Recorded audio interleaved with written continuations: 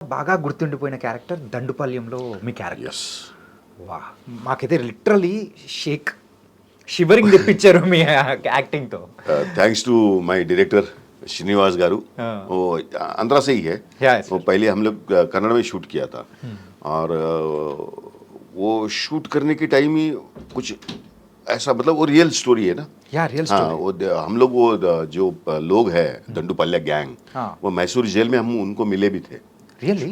Part 1 जब shoot किया हम लोगों ने, Okay. तो वो मैसूर जेल में थे. तो मैसूर जेल में जाके हम लोग शूट किया था, रियल जेल में. और जहाँ पे वो लोग थे वहाँ पे भी जाके शूट किया था.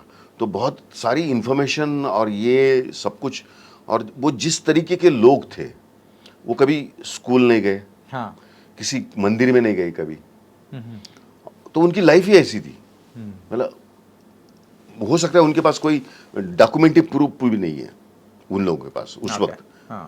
जब क्राइम कर रहे थे ना, तो उनके पास डॉक्यूमेंट्स भी कुछ नहीं था. मतलब एक होता है ना आपके जैसे रेशन कार्ड होता है या कुछ लिविंग सर्टिफिकेट होता है, ऐसा कुछ भी नहीं था. हाँ. वो ऐसे ही जहाँ गए वहाँ. और पहला मर्डर शायद उन्होंने जो किया ना, उसके बाद उनको वो आदत लग गई थी. और उसके बाद मर्डर करते गए. मतलब वो 2-3 स्टेट में उन्होंने मर्डर किए थे. महाराष्ट्र तक पहुंचे थे वो लोग. पूना में भी मर्डर किए थे उन लोगों ने. पर वो अनडिटेक्ट बाद में पता चला कि जब इनको पकड़ा तो ऐसे ऐसे, क्योंकि उनका स्टाइल वो था, वो एक रॉड लेना और रेकी करना घर का. और ये सारा जो मामला है ना, मतलब उस कैरेक्टर उन लोगों को मिलने के बाद हम लोगों ने, या डायरेक्टर ने भी पहले उनको उनके बारे में बहुत स्टडी किया था. श्रीनिवास सर ने, शिनू सर ने. तो वो सारी इन्फॉर्मेशन दी थी हम लोगों को. तो उनकी बॉडी लैंग्वेज, उनका ये, उनका रेकी करने का स्टाइल, और वो एक होता है ना, क्या बोलते हैं वो एनिमल जो बहुत शांत रह के ऑब्जर्व करता है और अटैक करता है, वुल्फ सर जैसा. तो वैसे वो थे. और वो करने के टाइम बहुत तकलीफ होती थी हम लोगों को एज एन एक्टर. मुझे సార్ ఆ క్యారెక్టర్ చేసేటప్పుడు కూడా ఆ సిట్టింగ్ పొజిషన్ కానీ, అంటే వాళ్ళు చేసే స్టైల్ కానీ అన్నీ మీరు ఇన్పుట్స్ డైరెక్టర్ గారు ఇచ్చారా లేకపోతే नहीं, డైరెక్ట్ कई एक्टर का भी होता है. ये तो अपने गांव की बॉडी लैंग्वेज है ना हमारी. हाँ. गांव में ऐसे ही लोग बैठते हैं, ऐसे ही होते हैं. तो मैं तो किसान हूँ, तो मेरे लिए तो वो इजी था. और अभी जो इस तरह की जो मराठी में मैंने जितनी भी फिल्में की है ना, अभी मराठी में मैंने 20-22 पिक्चर की है अभी तक. तो वो सारे मैंने ऐसे ही कैरेक्टर किए. मराठी में स्पेशली मैं पुलिस ऑफिसर नहीं करता हूँ, मराठी में विलन नहीं करता हूँ. अभी एक करने जा रहा हूँ विलन, Okay. पर वो कहानी अलग है. तो अभी तक मैंने जो जितने भी कैरेक्टर किए ना, मतलब फार्मर्स किया है मैंने ये शेपर्ड किया है, ये बकरी चराने वाले लोग होते हैं ना, हाँ. वो लीड रोल है हमारा. Okay. फिल्म में मेरी लीड रोल है. तो ऐसे वो ऐसे ही ये तार के ऊपर कसरत करने वाले जो समाज है अपना, हाँ. बंजारा समाज, हाँ, वो ऐसे ही बच्चों को तार के ऊपर या बाम्बू के ऊपर खड़ा करते, Yeah. वो भी कैरेक्टर किया है मराठी में मैंने. तो ऐसे सारी मैंने ऐसी फिल्में की है. అంటే అవన్నీ రూరల్ క్యారెక్టర్. हाँ, रूरल एकदम, Rural रूट वाले कैरेक्टर. रूट वाला कैरेक्टर. तो वो क्योंकि हम थिएटर में सब कुछ कर चुके हैं, हाँ. थिएटर में ये सारी चीजें कर चुके थे. पर अब फिल्मों में क्या हुआ है कि रवि काले मतलब विलन, पुलिस ऑफिसर, ये ऐसा हो चुका है. तो मैंने मराठी जो मेरी इंडस्ट्री है, मेरी मदर टंग है, तो वहाँ पे कई डायरेक्टर को जब मुझे बात करने लगे, तो मैं बोला यार ऐसा कुछ अगर सब्जेक्ट है तो मुझे बुला लो, वो विलन के लिए मत बुलाओ. Okay. मतलब बहुत बड़ा बजट का फिल्म, मराठी फिल्म, विलन, वो भी मैंने बोला नहीं यार मुझे नहीं करना है, मुझे माफ़ कर दो, मुझे यही ये करना है. तो ऐसी बहुत सारे कैरेक्टर किए मैंने. तो 20-22 फिल्में किए. तो वो भी लोग जब मैं परफॉर्म करता हूँ ना, तो लोग सेम आपके जैसा सवाल पूछते कि ये बॉडी लैंग्वेज कैसे आती है आपकी. हाँ. आप क्योंकि अभी आप मुझे ये मॉडर्न देख रहे हैं ना, आप एज एन रवि काले एक्टर देख रहे हैं, पर रवि काले एक्टर के अंदर एक किसान बैठा हुआ है. एक Okay. वो छोटा तार के ऊपर कसरत करने वाला डोंबारी बोलते हैं हमारे मराठी में. Okay. डोंबारी बैठा हुआ है. वो बकरी चराने वाला भी बैठा है अंदर. क्योंकि ये मेरे नजदीक के लोग हैं. क्योंकि जब तक ग्रेजुएशन कर रहा था, Yeah. ये मेरे साथ थे. ఓకే. मतलब वो बकरी चराने वाले के साथ मैं कभी रही है, तो उसके साथ बैठा हूँ, उसके साथ खाना खाया है. तो ये सारी चीजें, वो बकरी चराने वाले आपके खेत में आके वो उनका ये डालते हैं, पाल डालते हैं बोलते हैं. तो वो कंचा वेसेसी हाँ ఉంటుంది हाँ वो మొత్తం ऐसे जाली लगाते जाली हैं ऐसे बकरी. तो उनके साथ मैंने बैठ के उनके बच्चों के साथ खेला है मैंने बचपन में, ఓకే. और उनके साथ खाना खाया है मैंने. तो और एज एन एक्टर आपको अगर बहुत बड़ा बनना है तो आपका ऑब्जर्वेशन बहुत स्ट्रांग होना चाहिए. ఓకే. बराबर, ऑब्जर्वेशन बहुत स्ट्रांग होना चाहिए. तो जैसे हम लोग आ गए यहाँ पे, जब Telugu industry, Tamil industry, Kannada industry, यहाँ आने के बाद यहाँ का जो कल्चर है वो आपको समझना पड़ता पहले. वो कल्चर समझना है, यहाँ के लोगों की बॉडी लैंग्वेज क्या है, ये साउंड, एक लैंग्वेज का साउंड होता है, बराबर। अपना जैसे मराठी, कन्नड़ा, तमिल, तेलुगु, ये सेम साउंड है, राइट, थोड़ा ड ड ड ड ड ड ज़्यादा है, बराबर। तमिल मलयालम में नेजल साउंड ज़्यादा है, Right. हाँ, नेजल साउंड ज़्यादा है। बंगाल में जाओ तो वो राउंड साउंड है, गोल गोल थोड़ा, छौकप है, गाओ गाओ। तो ये साउंड सुनना है पहले। गुजरात में वो साउंड अलग है वापस, तो ये साउंड समझना है पहले। हिंदी का साउंड अगर अलग है, तो ये साउंड सोच के फिर वो परफॉर्म करना है, फिर वो लैंग्वेज समझना है। तो मेन है observation as an actor, right. तो ये हम लोग वो वही पढ़ते हैं, और ये सब मेरे गुरु ने सिखाया है। Okay. मैं कई बार बोलता हूँ, आपको माइथोलॉजी में एक कुबेर पता है, पर मुझे ऐसे 2 कुबेर मिले, जो एक पंडित सत्यदेव विजय मेहता मेरे गुरु, और उन्होंने वो कुबेर जो है ना अपने माइथोलॉजी का, उनका धन अगर आपने लुटा दिया तो खत्म हो जाएगा, पर इन्होंने मेरे पास ऐसा धन दिया, ऐसा एक्टर बना दिया, वो खर्च करने के बाद, उड़ाने के बाद बढ़ता है।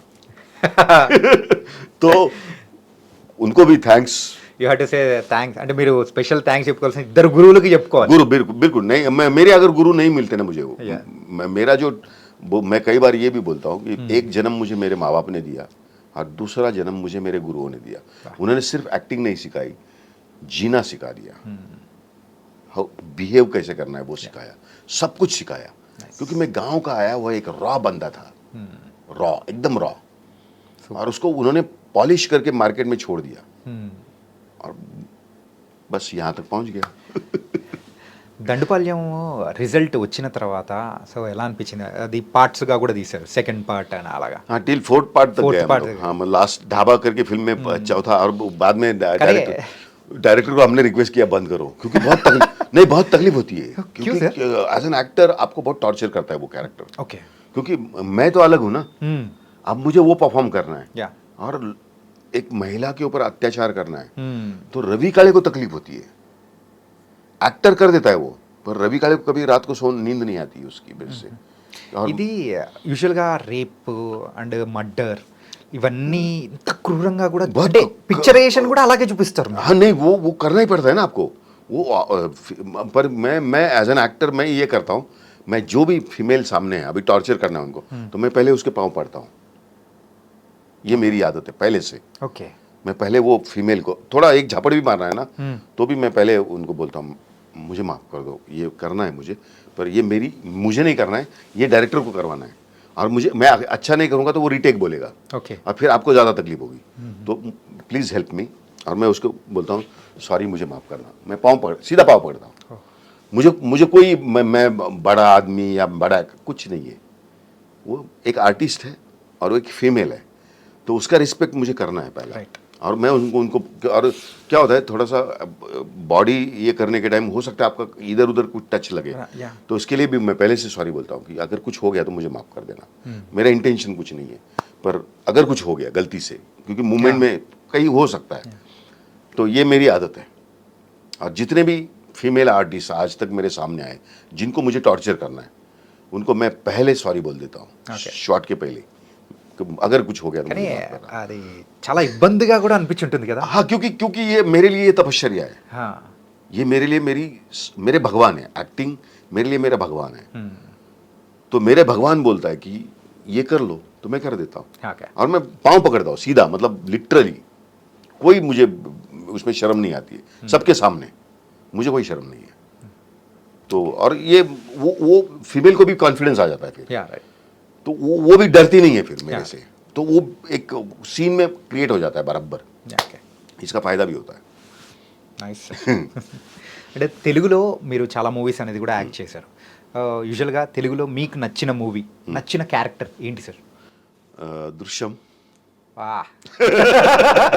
वीरभद्रा, వీరభద్ర క్యారెక్టర్. क्योंकि वो इसलिए स्पेशल है, हाँ. क्योंकि बहुत अच्छे अच्छे कैरेक्टर किए मैंने, पर वो इतना मतलब एक स्लो पॉइजन की तरह नीचे से आता है वो बंदा, वो भी आगे ना अथरबैक कैरेक्टर, ऐसे स्लो पॉइजन से आता है वो, मतलब धीरे धीरे धीरे धीरे धीरे ऊपर जाता है, और एंड में जाके बोलता है वेंकटेश सर को, సినిమా అయిపోయింది రాంబాబు ఇంకా హ్యాపీగా నువ్వు నీ ఫ్యామిలీ జైల్లో కాపురం పెట్టుకోవచ్చు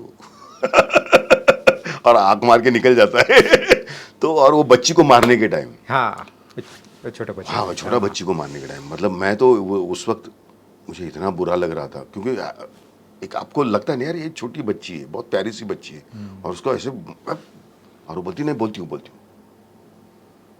और उसके बाद वो जो लुक देता है हाँ सर करने के टाइम ना एज एन एक्टर मैं कर देता हूँ पर अंदर से बहुत तकलीफ होती है रवि को तकलीफ होती है एक्टर को नहीं एक्टर वो तो कर देता है అంటే ఆ చిన్న పిల్లని కొట్టడానికి వచ్చినప్పుడు దెన్ లేటర్ మీ కళ్ళలో ఒక సాటిస్ఫాక్షన్ ఉంటుంది Yes. నేను చెప్పింది मैं- నిజం हाँ, मेरे मेरे मेरे सीनियर कांस्टेबल है हाँ वो भी एक सीन मुझे आज भी याद है हाँ वो मैडम बोलती है कि सब लोग बाहर जाओ सब लोग निकलते हैं अब बोलते हैं वीरभद्रा तुम रुको और वो जा रहा है मेरे से ऐसे मेरा ड्यूटी देने वाला ये है वो कांस्टेबल मतलब Head head constable senior actor ऐसे जा रहा है और मैं उनको ऐसे देखता हूँ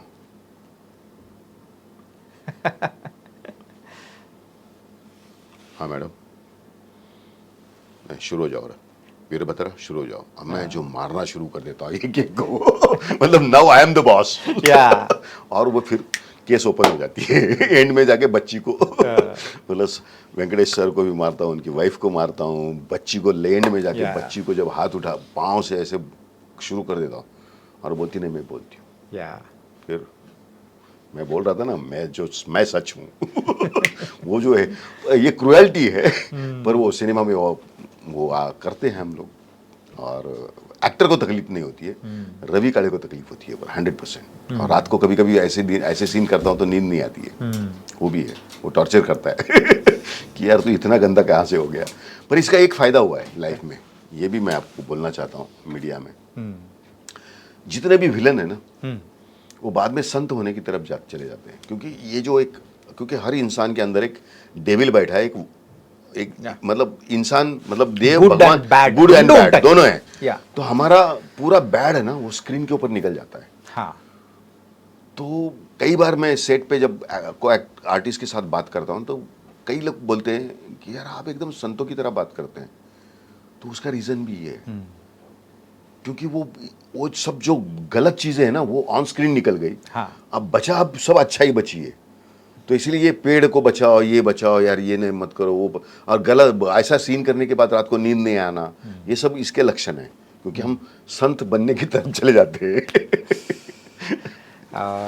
దృశ్యం మూవీలో మీ యాక్టింగ్ అయితే నిజంగా అంటే అందరికీ భయం తెప్పిస్తూ చిరాకు కూడా తెప్పిస్తుంది it's a good kind of thing हाँ actually it's a certificate yeah good actor certificate मैंने देखा है हाँ। थिएटर में मुझे गाली देते थे लोग वो सीन आने के बाद। हाँ मतलब माँ बहन की गाली देते थे तो वो मेरे लिए अवार्ड है क्या मैं सक्सेस हो गया वहाँ पे యాక్ట్ అంటే విలన్స్ యాక్ట్ చేస్తున్నప్పుడు obviously అలా వాళ్ళు దాని తగ్గట్టు రియాక్ట్ అయితేనే ఒక యాక్టర్గా మీరు సక్సెస్ అయినట్టు अभी अभी ये साइड जो बचा है ना एकदम इमोशनल ఎమోషనల్ वो साइड अभी करना है और अभी शुरू हो गया है हाँ। अभी वो भी दिखना शुरू हो जाएगा क्योंकि अभी बहुत नए नए विलन आ गए तो मैं अपने आप को शिफ्ट कर रहा हूँ इमोशनल कैरेक्टर एकदम और वो भी जेन्युइन मतलब अगर मैं स्क्रीन पे रो दूँ ना तो ऑडियंस भी रो जाए इस तरह के